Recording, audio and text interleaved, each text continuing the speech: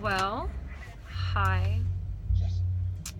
I'm in the car right now because I thought I was gonna lose it again. And I live with my father-in-law, so he's in the house and my baby's sleeping right now. So I didn't want to like cry in the living room, and I couldn't really cry in the room because my baby's sleeping. I think it's been like a week and a half now that he's gone to basic, my husband, which isn't like crazy, right? But it's enough time for you to be like, where is he?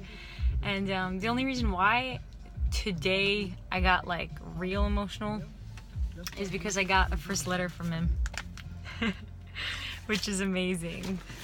It was pretty exciting, and like I can even, I don't know, I was gonna read it, but that's the kind of thing you want to keep to yourself. So I can't, I'm sorry guys, but in it thoroughly, he said how he loved me like a couple times, and what really stuck out is that he wrote that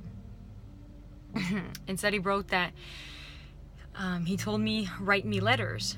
And the thing is that I've been writing him every single day since he left. So that was like, what in the world? What does he mean? Write me letters.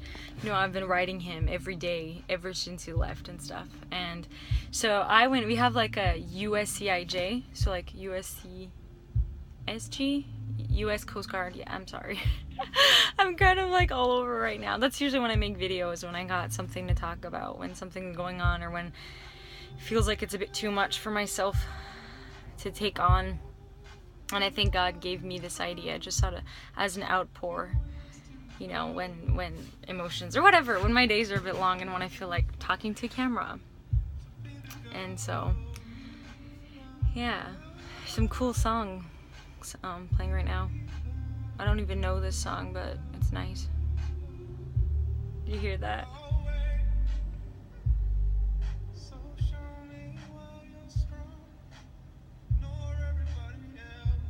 It's cool. So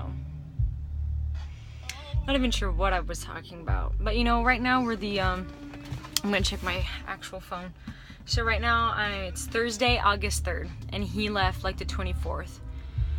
So that's a good 2 weeks, I think, and I've received a letter from him, and everybody has received a postcard, which is awesome, from the recruit, from a family member or their husband or their wife, whoever it is that's in the Coast Guard, who's in boot camp. So that's awesome. That's part of the process.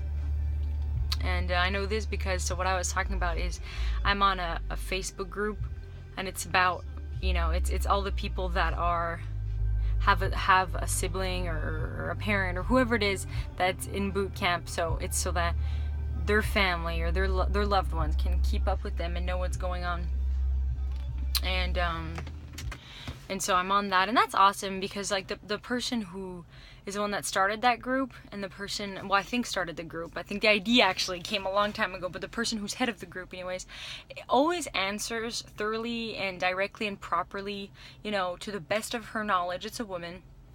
Best of her knowledge, she answers our many questions, and it's awesome because like this might sound a bit off, but I thought, Miss Independent over here, I thought, oh my gosh, this group, cool, but I probably won't be on it a lot. And I was like, it's cool for the ones that are really gonna miss their husband, but I'm gonna have it together, and like I didn't imagine myself as somebody who would have it all together when my husband first left. And when I was thinking about the fact that he would be gone for 2 months, I would lose it like all the time. So I guess I did all my crying before he left. Like I underestimated myself a lot, and I thought I was a lot less capable. Like the fear of missing him was bigger than what's going on now. You know what I'm saying? Because day by day, it's easy to take on challenges.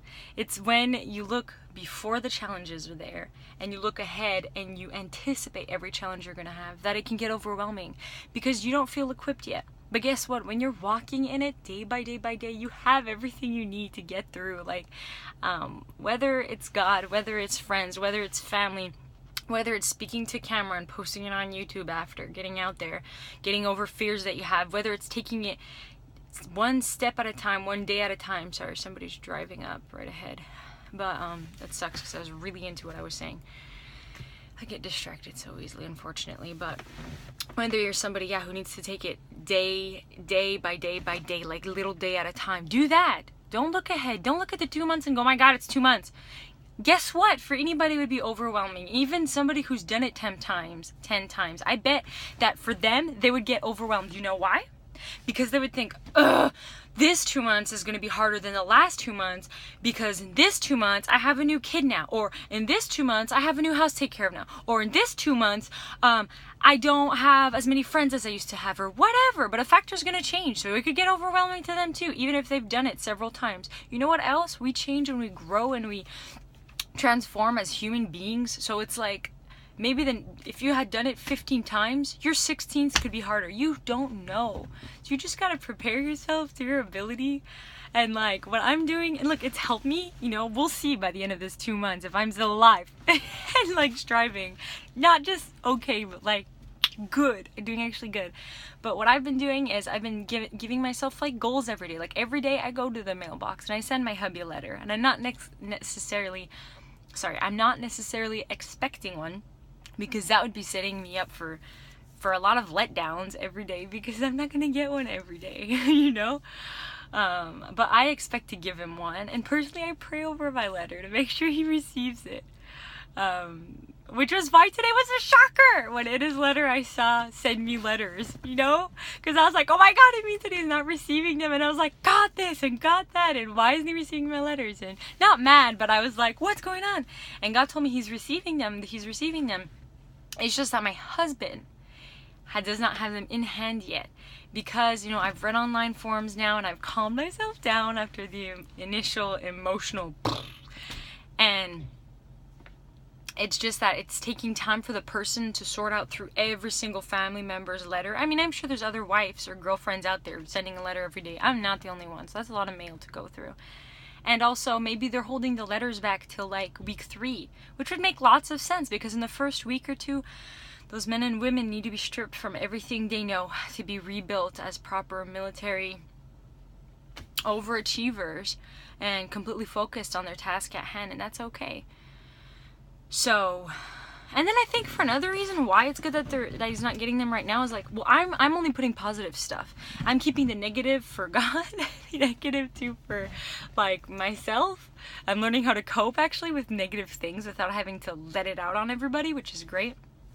But one thing is that I just thought about is it's kind of a good thing that they're holding those letters back, because maybe there's some family members that their husband was the one to whom that they went to every time they had something negative, you know? That's totally possible. And if that was like your routine, it might slip into the letters. You might be so overwhelmed that like you've got to. And if you're married for like 20 years and he goes, oh my gosh, that's probably more difficult. I'd say no, probably not. I'm gonna say probably is not the right word. It is harder. You've been with that person for like 20 years, creating good habits.